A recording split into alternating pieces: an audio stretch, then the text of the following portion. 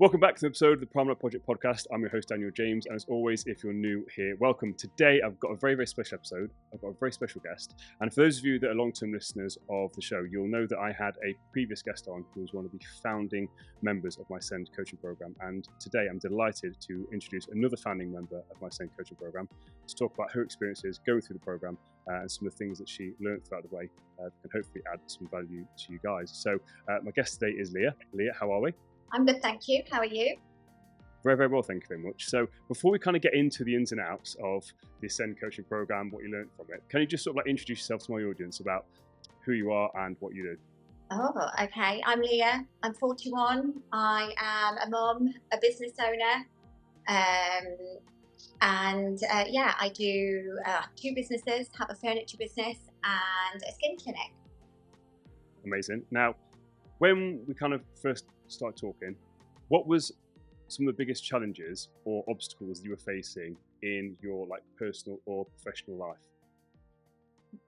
I would definitely say for me that it was feeling stuck. I felt frozen. I felt like I was just stuck and life was happening around me and I didn't really know where my life was going. I think feeling stuck in my home life, feeling stuck in my business, and not really knowing how to unstick myself. I think I would say sort of frozen, stuck, and feeling like life was passing me by. Really. Because you had quite a good understanding and awareness, didn't you? Like we met for a coffee, we had a chat, and you were kind of aware that you kind of feeling a bit stuck, but you weren't quite sure on like what it was that needed to happen in order to get unstuck. Yeah, I mean, I've read all the books. I've done therapy, and I kind of had the tools, so to speak, but Mm-hmm. I didn't really know how to use them. So I had this information and I kind of understood it, but I didn't know how to translate that into action, into real Mm-hmm. life, really, more than anything. So, and that made me feel more stuck because I kind of knew what to do or what I should try and do, but I couldn't bridge the gap between the information and the action. Mm. That's really interesting because you mentioned there that you've done therapy. So, what would you say? Because obviously, I know a lot of people do therapy and make it very clear. I'm not a therapist. I'm not a counsellor. I'm a coach. What would you say was the biggest difference between sort of what we did and therapy? Um, Therapy is all about reflection. For me, is what I found. It was about unpicking your emotions and reflecting on it and trying to understand why you felt that way and how to feel differently, I guess. But for me, it didn't put me to work. You know, there was no, okay, well, this is what you need to do for that to not happen again. I found Mm-hmm. it to be more about reflection and understanding rather than action and moving forward. Mm-hmm. I'm glad you said that because that's literally the distinction that I say between coaching and therapy. Is like my job is to actually hold you accountable to do stuff, like take action steps towards what it is that you're doing. Yeah, and I think for me, I found therapy was just very much about unpicking things, from childhood, from your past, from that area, and not really about how to grow and move your life forward. So don't Mm. get me wrong, it was amazing for the most part, and it helped me process a lot of things, but it didn't then teach me how to move forward in a more positive way. It didn't teach me about mindset. It didn't teach me about where our feelings come from, if that And makes also, that's a real, sense. absolutely, I think it's a real key thing you said there, because I said I'm not anti-therapy at all. Like any long-term listeners will know, I'm very much an advocate for therapy and counselling. But for me, I think there comes a certain point where some people don't necessarily need that. What they need is a bit of direction. And like I said, we touched a little bit on past stuff, but we Yeah. don't go into detail of it. We just gain awareness, which is one of the first things we talk about. We gain the awareness of it, and then we look at, right, how can we actually move forward from this? So obviously we because we live quite close to each other, so we met for coffee to have this initial chat. But what actually made you decide to enroll on the Ascend coaching program? And then what were your initial expectations?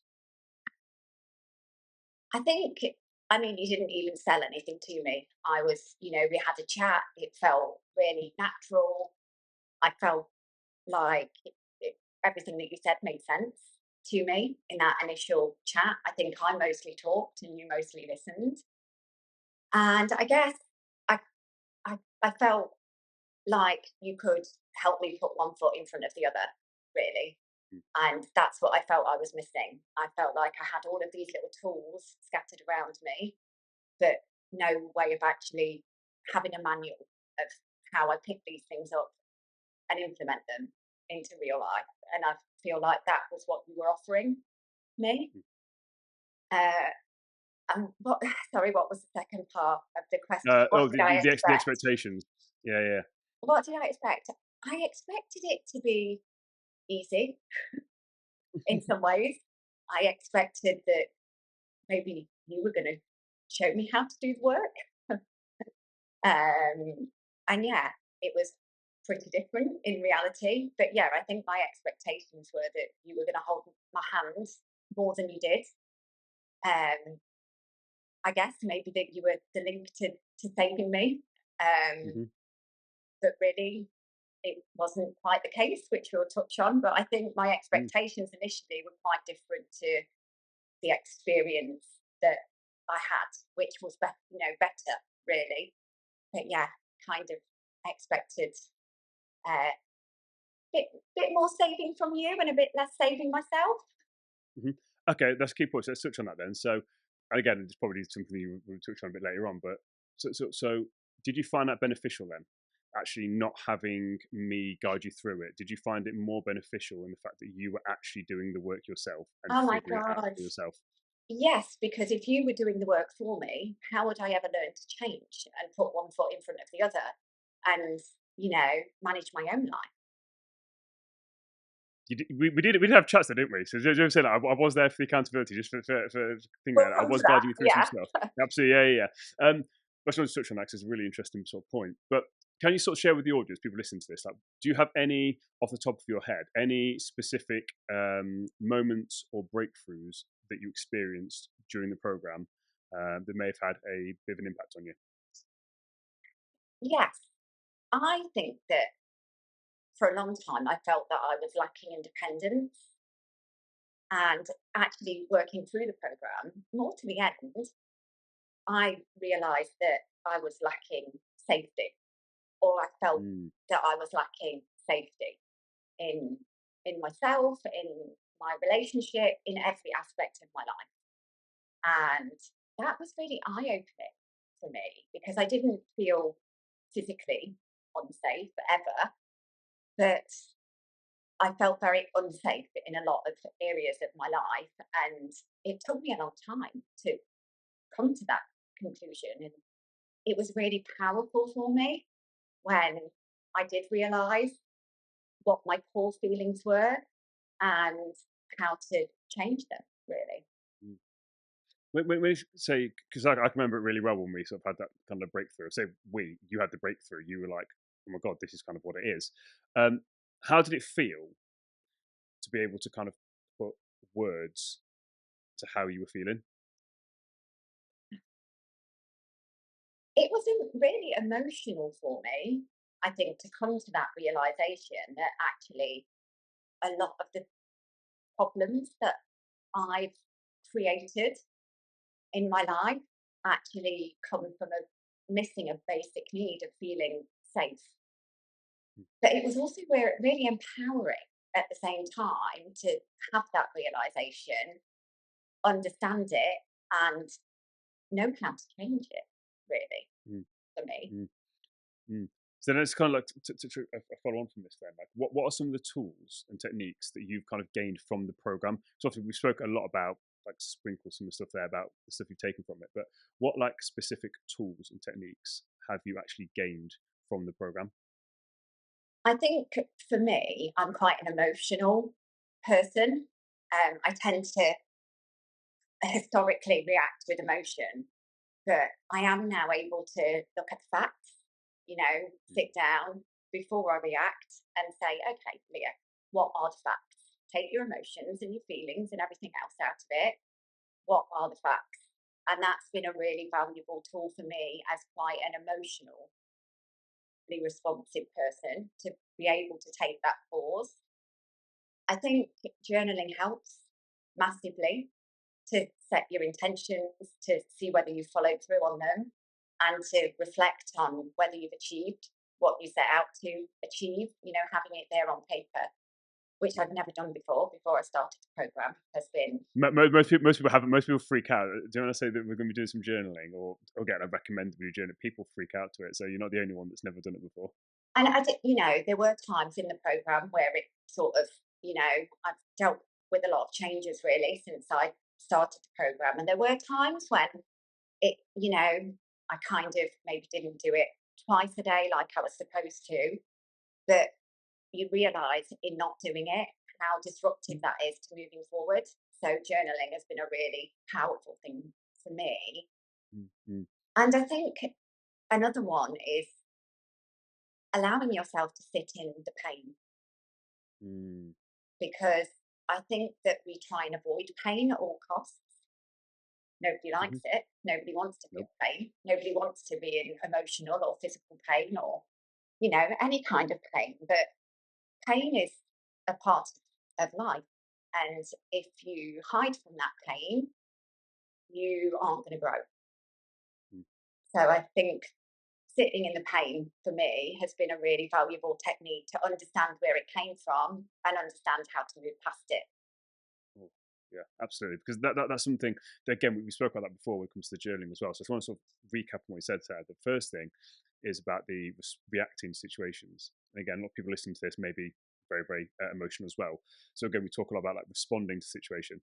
Again, what are the facts? So rather than reacting to it, how do you actually want to respond? As we said multiple times before, like it's very easy when you get heightened up into a state, hyper emotional state, to say things you don't mean or react in a certain way. So just taking that pause to respond.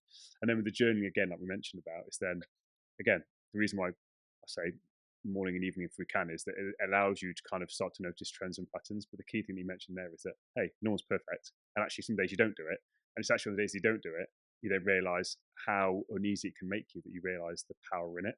And then through the journaling and through sitting with yourself, you then understand how you're feeling. And again, sometimes the painful things, rather than just sat there and festering inside your own head, what you can then do is journal about it, sit with it, and then actually get to the root cause of it and then do something about it, which I feel like that's what you're sort of saying there. Yeah, definitely. And I think that, I haven't nailed everything. I still do react emotionally sometimes, but I can then reflect on it and see where it came from and how I can change that moving forward. So, I'm still a work in progress, like all of us are, but And that's it. I think that's also what you realize well halfway through the program is that this isn't like you do the program and then you're suddenly magically fixed. That's not a promise that I ever make to people. Because again, I'm still learning. And I've said this multiple times on the podcast, is that I think anybody that says they're fully there can't be fully there, because by definition, life's always changing around you. So actually, you are constantly adapting and changing and learning new things to unpick. So yeah, I'm glad that again you've come to that realization of, hey, I'm perfectly imperfect. And again, that's what makes us human. yeah, part of the human experience. Exactly. So there's been a lot of changes, again, for you while going through the program. And obviously, again, we're still working together. Um, what changes have you noticed, both personally and professionally? And again, don't go into any detail you don't feel comfortable with, but there's a sort of general flavor for it, because there has been a lot of stuff you've had to navigate whilst going through this program. Yeah, I mean, I think personally for me, I've been really bad, not at setting boundaries, but holding boundaries and not really understanding how that's had such a negative impact on me emotionally, in my relationships with people, and on my mental health. Because it's one thing saying something, that's easy, but weathering the storm of holding that thing is the difficult part. And I think that's been a massive learning curve for me, is You can say whatever you want, but do you hold yourself accountable? And are you holding the people around you accountable? And so for me, holding the boundaries, I think, has been a really big change for me. And it's been hard. It's been really hard to do. I never realised just how hard it would be because I think that I've been so used to just accepting things from people that Hmm. I don't want to, but feeling like it's the easiest thing to do. So Yeah. that's been, a big change for me personally. But also, it's been great for me because I kind of have better understanding of friends and family and why they have their boundaries. And now I don't Mhm. feel the need to want to overstep or question. Um, so that's been a big change for me personally. The boundary is not just for myself, but the respect of other people's and Absolutely. why Absolutely. they put them in place. Um, I think another thing for me is you have to make hard choices, and I've always avoided that personally. I've not Yeah. wanted, although I'm not backwards in saying what I think. I've found it difficult to make the hard choices because nobody wants, the short term pain for the long term gain. Really, do they? Yeah. That's the No. hardest, one No. of the hard things. So that's been a big change for me. Professionally, I think I've had to realise that you have to do the boring stuff, which has changed my business because it's made me realise that I can do hard things. I can learn new skills. And it is monotonous, but that's been a big change in me is knowing that nobody's going to hand anything to me on a plate Yeah. and that I've got to do the work myself. And it has changed my business. My business, is growing because of that. So that's been a really big change for me professionally. Is realizing that all of the really boring stuff brings you all of the good stuff. Hmm. And you, again, you sat in your nice new room as well. So again, there's been lots of changes, and again, you've got your nice sign up behind you now as well. So there has been lots of really cool things Yeah, again, both yeah, personally and then professionally as well, with your business growing, which has been amazing. Because I yeah, think, and again, the reason why I sort of like to touch on the personal and professional is, as you mentioned at the start, you're a busy mum yeah, and two businesses, and a lot of people in your situation here before starting the program, they don't allow themselves to make time for yeah. themselves. So how have you found that actually carving out time for yourself, and actually how's that impacted you? So carving out time for myself historically has been really difficult because as a woman and a mother, you are conditioned to take care of all of the people around you before you take care of yourself. Hmm. And I always put myself at the bottom of the list. And I've I still struggle now to carve out time for myself, but I have tried to make at least 2 hours on, an hour on a couple of days a week to think about what I want and my Mm. growth and my self care. So that's been amazing for me.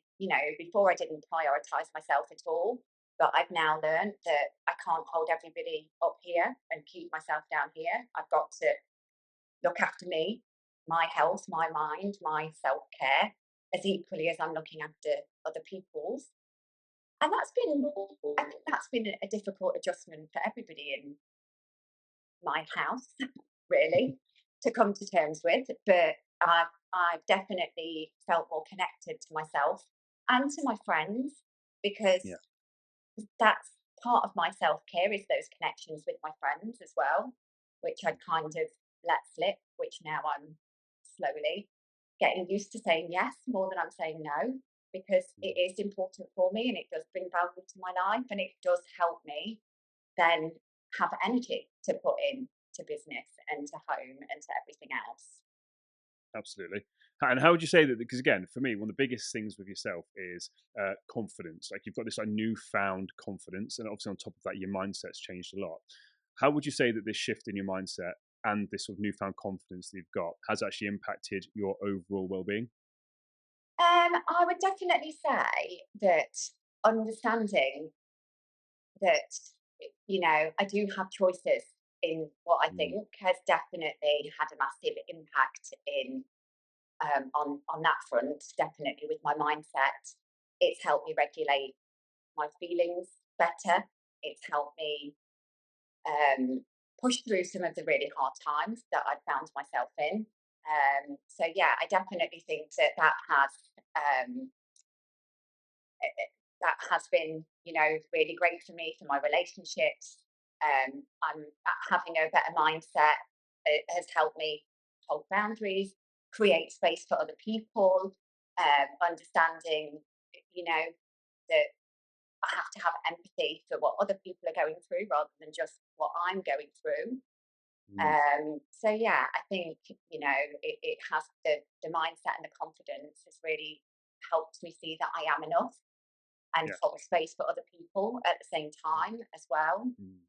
Well, big statement there. I'm enough. And again, I'm not sure if I actually ever shared this with you, but that was one of the biggest things for me. Again, I'm big on affirmations. Again, long-term listeners will know that as well. But that's one of the biggest affirmations. The very first affirmation I ever said to myself was that I'm enough, because for years and years of my life, 28 years almost to be precise, I never felt like I was enough. So Yeah, you saying right there, I'm enough, is such a powerful thing. Obviously, again, I've not told you what to say to any of these answers. So the very no, fact that you've used those words there is fantastic. 'Cause it's like that's literally it. That realization that you are enough. Again, and it kind of ties into that whole safety aspect as well. It's yeah, absolutely incredible. And also, by the way, is this your first ever podcast you've done? yeah. I was going to say you're doing really well. I'm Beforehand, I was really like, nervous. no, in my head, I was just thinking, because when I had Andy on, I knew that it was his first one. But in my head, I was halfway through, I'm like, I wonder if you've ever actually done one before. But no, you're doing really well. Like, it's just like our normal chats, apart from Yeah. the setup's slightly different. What we call camera. Was there any um, surprising benefits that you found from going through the Ascend coaching program? Because, like I said, again, your expectations wasn't really, well, your expectations were that I was going to come in and save you. But was there any actually surprising benefits or unexpected benefits that you found? For me, definitely, I think it was knowing that I have choices, you know, Mm, because I think for a long time I didn't feel that I did for various reasons, in my marriage, in work, in home life. I kind of felt like I just had to make everybody else happy, you know. And now I realise that I do have choices and I am in control of my own happiness and I've got to work at it every day. And I think another really surprising thing for me is realizing that nobody's going to save me. I've got to save hmm myself. And the more I'm waiting for my partner to save me, or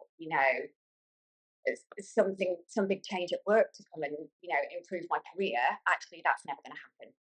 I have to go out there and save myself and build my business because nobody's going to give it to me on a plate. Nobody's going to do it for me.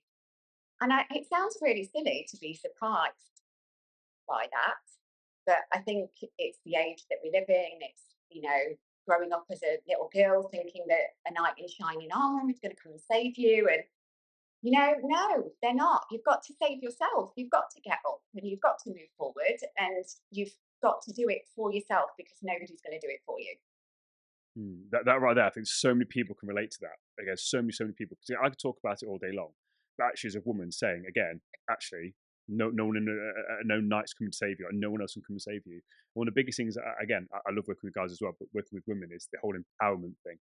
And right now, I think one of the biggest things you've got is the empowerment to actually realise that you are in control of your happiness, and actually you are in control of where you want to take your life, and that's such an empowering thing. Yeah, and I think another, benefit, a surprising benefit for me as well is fear is okay. It's okay to be scared. It's okay to feel scared. It's okay to, you know, feel the fear and do it anyway, because life is scary. Everything is scary. Choices are scary. Boundaries are scary. Change is scary. It's really scary. And it's scary for people around you as well, because I've noticed that, um, you know, I probably feel like I'm coming across as harsh, but no, I'm just being true to myself now. And I'm just Mhm. saying that that is my boundary, and I will not let you cross it. And that's been an adjustment for people in my life as well, Mhm. which I think they found surprising. But it's definitely benefited me to realise that it's okay to be scared or feel fearful. It's a normal part of life, and you've just got to do it anyway. Because it's better to And take action than be scared and frozen. You know, well, my question was going to be how have you learned to overcome fear? And I think you've kind of just answered there about taking action. But for me, because obviously that's one of the biggest things that holds people back is fear. Ultimately, that's what it is. How did you find leaning into that fear, like actually taking action? And again, you've done it time after time after time. Like I said, we're not going to go into too much detail on here, but the amount of things you've had to sort of navigate through whilst going through this program, there's been lots of time that fear's kind of faced you. How have you found actually navigating through that? I think for me, I've always found fear quite crippling. I've gone into freeze mode of thinking, "Oh my god, that's really scary. I'm not going to do it." But I think now I find the fear challenging in a good way. Okay, and I want to break it down and understand what my fear really is and where it comes from. And you know, everything is scary. Feeling stuck is scary.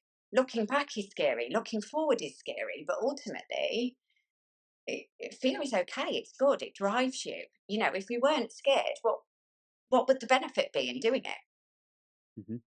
Exactly, and that's the thing. Because again, it can cripple people. Like I said, there, like it does drive you forward if you know how to sit in that fear, if you know how to understand it and leverage it. As you sort of said there at the very start, like it would kind of paralyze you a little bit, and that's where most people get stuck because they don't understand it, and it's that ignorance to the fear that freezes people. And I think it's asking yourself where the fear comes from, and is it real? And is this really what you're scared of, or is it something deeper that you're scared of? Like where did it come from, and what does it mean, and how do we move forward?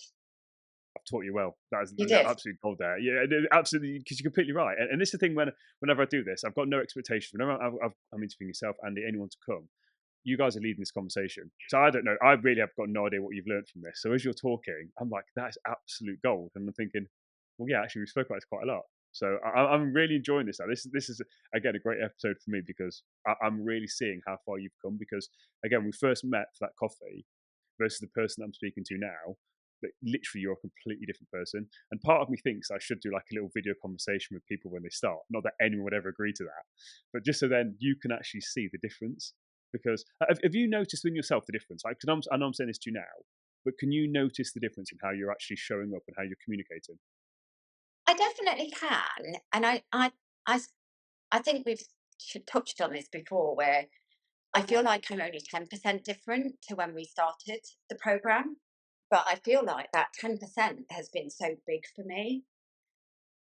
So yeah, I feel like I definitely feel like I know myself better. I understand myself more, and I understand where my emotion comes from, and I understand now the power of the mind, the conscious and the subconscious, and I didn't have any of those tools before.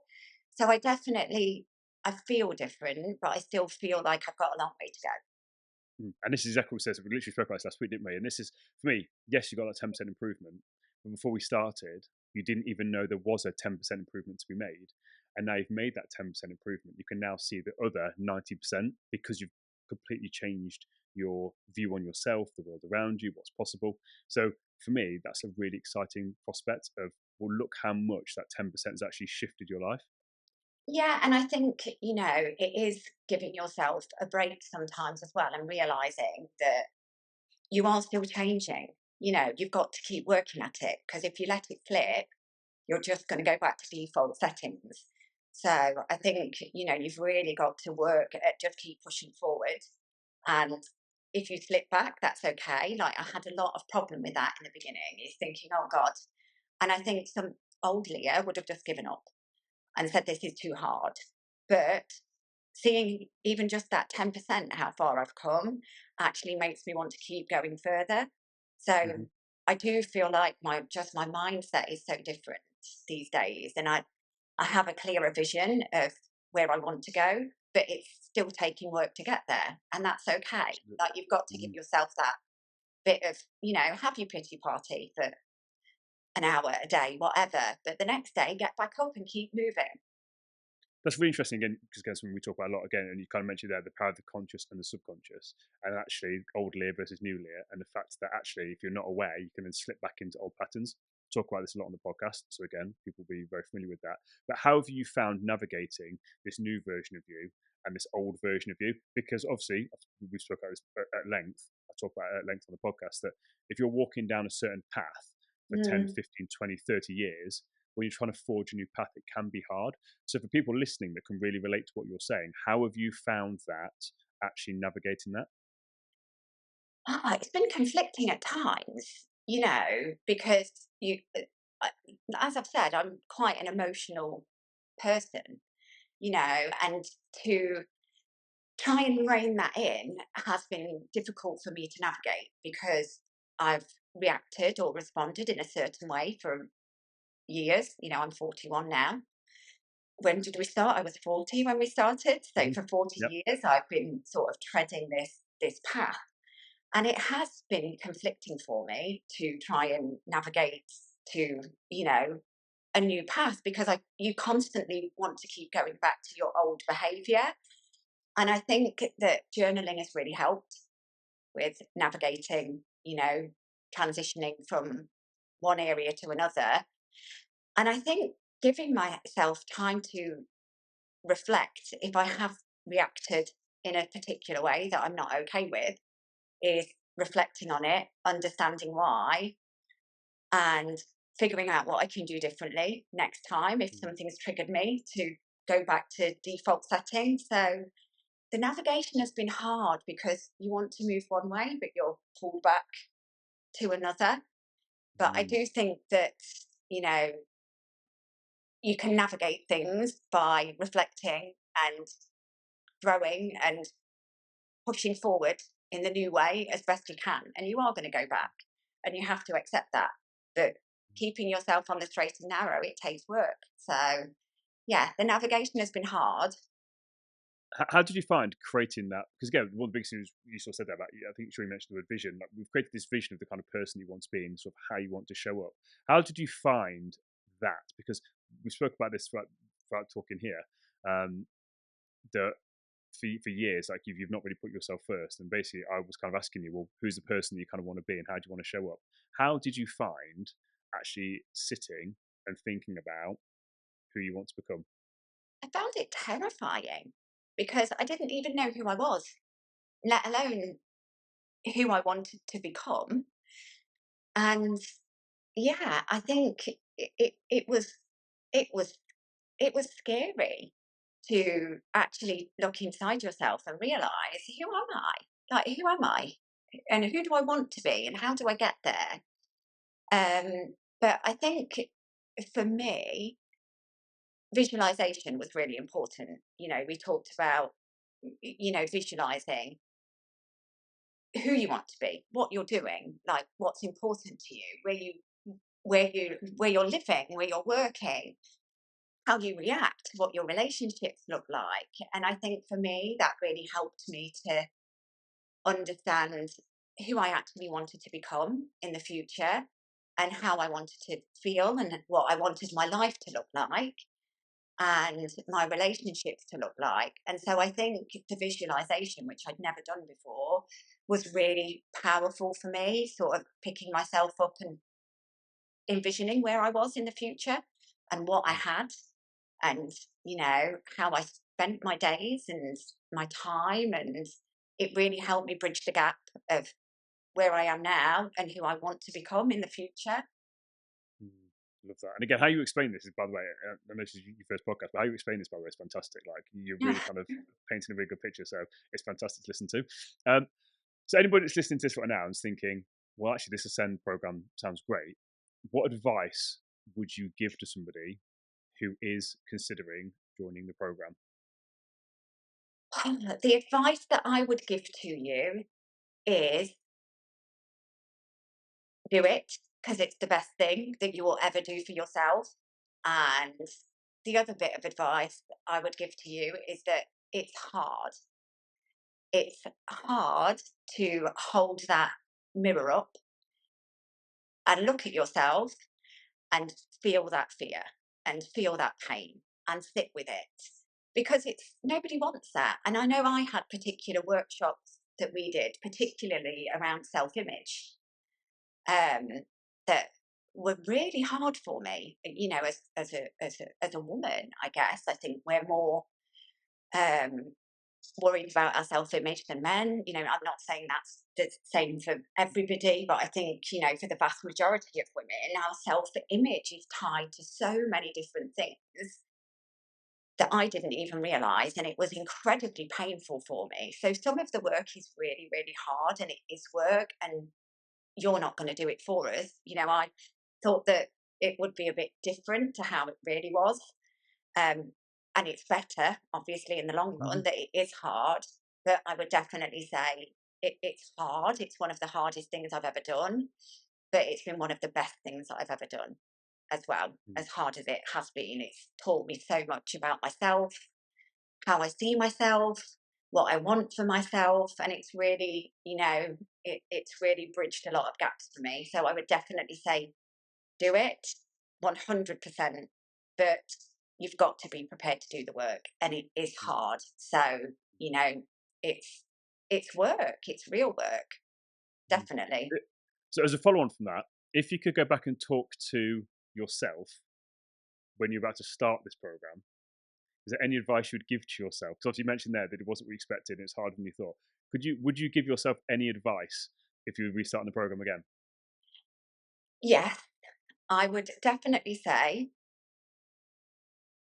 be prepared to feel every emotion that you could possibly feel each week through each different workshop.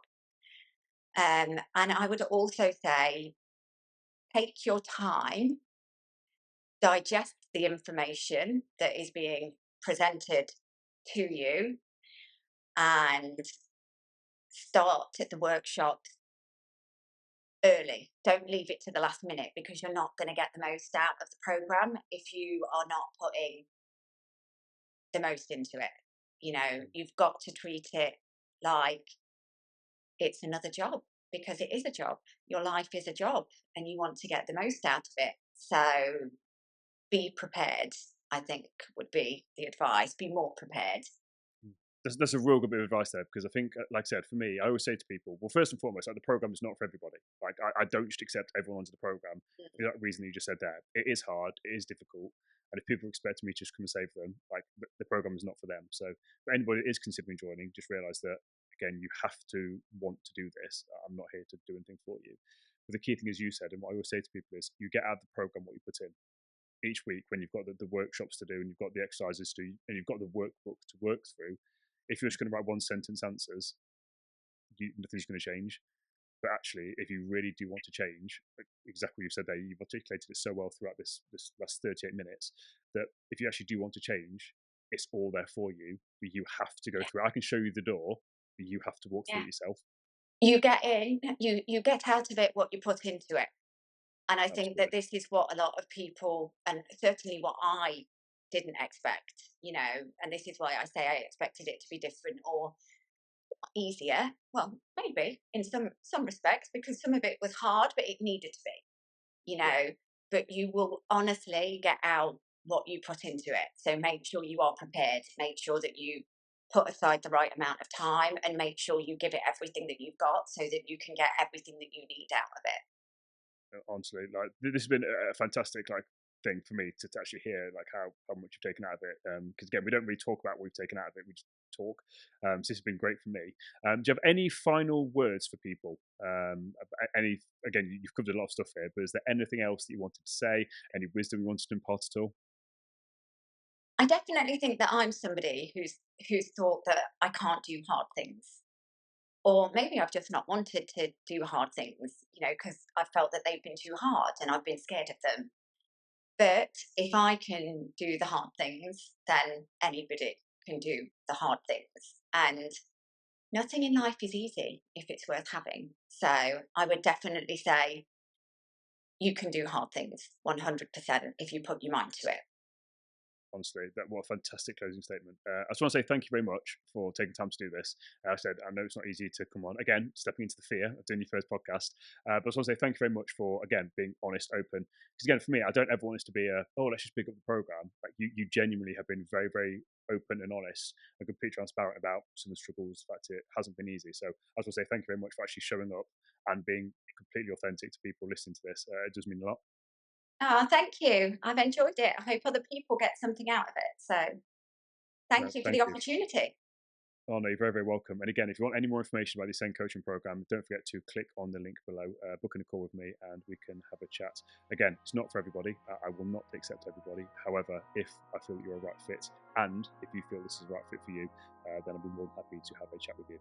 Until next time, take it easy.